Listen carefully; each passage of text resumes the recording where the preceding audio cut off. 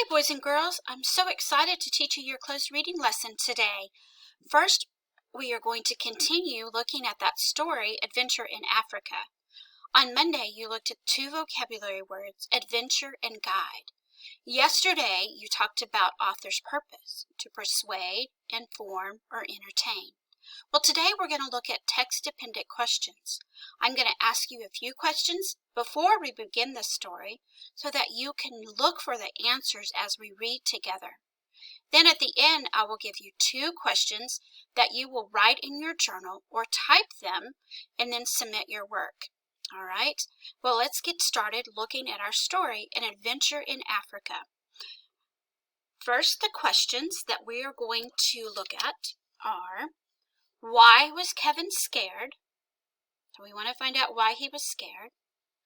Then what animals could Kevin see on a safari? What does the author tell us about the animals you could see on a safari? And then what animal did Kevin see? And what clues did the author give us about that animal? All right, let's read our story. An Adventure in Africa. It was late at night, but Kevin lay awake in bed. He could not sleep because he was very scared. His bed was inside a giant camping tent, and just outside the tent were the fields of Africa, filled with wild animals. Kevin looked at his parents, who slept soundly in another bed across from him. He wondered how they could be so calm. What if a lion came into their tent to attack them? It took a long time before Kevin finally fell asleep. When the sun came up, he felt his mother's hand on his head. "Good morning, Kevin," she said. She looked happy and excited. "Time to wake up and go on the safari." "I'm scared," said Kevin. Before they left America on the airplane, his parents had explained to him that a safari was a long drive through nature, usually in Africa. During a safari, you can see lions and zebras living free, instead of cooped up in a zoo. "What if we get close to a lion?" he asked. "Oh, darling," she said, "like I told you, nothing will happen to us if we listen to what our guide says." Kevin rubbed his eyes and slowly put on his clothes. He listened to the birds singing outside and began to feel less afraid. He walked out of the tent into bright sunlight and ate his eggs quickly at the table outside. Then he got into a big green Jeep with his mother and father. The driver was a kind-looking man with a bushy gray beard. His name was Jim, and he was their guide.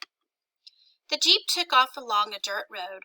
After a little while, Kevin saw something move out of the corner of his eye.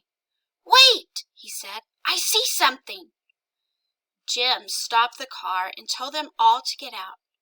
Kevin and his parents waited in the tall grass while Jim walked ahead of them and looked around. After a minute, Jim raised his hands in the air. "Shh," he whispered. "It's nothing dangerous. If we speak loudly, we'll scare it away." Kevin and his parents walked up to where Jim stood, and soon Kevin saw an animal come very close to them. It was a beautiful golden creature with dark brown spots and a very, very long neck. It had to come to eat the leaves of a tall tree. "The giraffe is the only animal around here tall enough to reach these leaves," whispered Jim. "That's why it always has food to eat." "Wow," whispered Kevin. He could not believe how close he was to the giraffe. All his fears vanished, and he began to get excited about the day to come. All right, let's go back to our questions. So the first one was, why was Kevin scared? Do you remember why Kevin was scared? That's right, he was trying to go to sleep, and he was scared and wondering if a lion would attack them. That was in the first paragraph. Good job. The second was, what animals could Kevin see on the safari? Very good. It's in the third paragraph, and it tells us during a safari you can see lions and zebras living free.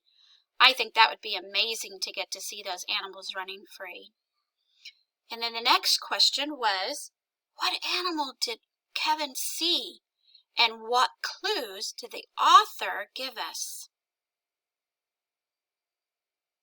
That's right, it's in the second to the last paragraph. That's right, Kevin saw a giraffe. And the author gave us clues by saying it was a beautiful golden creature with dark brown spots and a very, very long neck. Good, those clues helped us figure out that it was a giraffe. Good job, boys and girls. All right, now I'm going to ask you 2 questions, and the questions will be in the instructions on your assignment, okay? And also ways that you can answer the question in a complete sentence. Okay, the first one is, where are Kevin and his parents? Are they in Australia, in Africa, or in America? You will write, Kevin and his parents are in, and then you'll answer the question. Okay, the next question.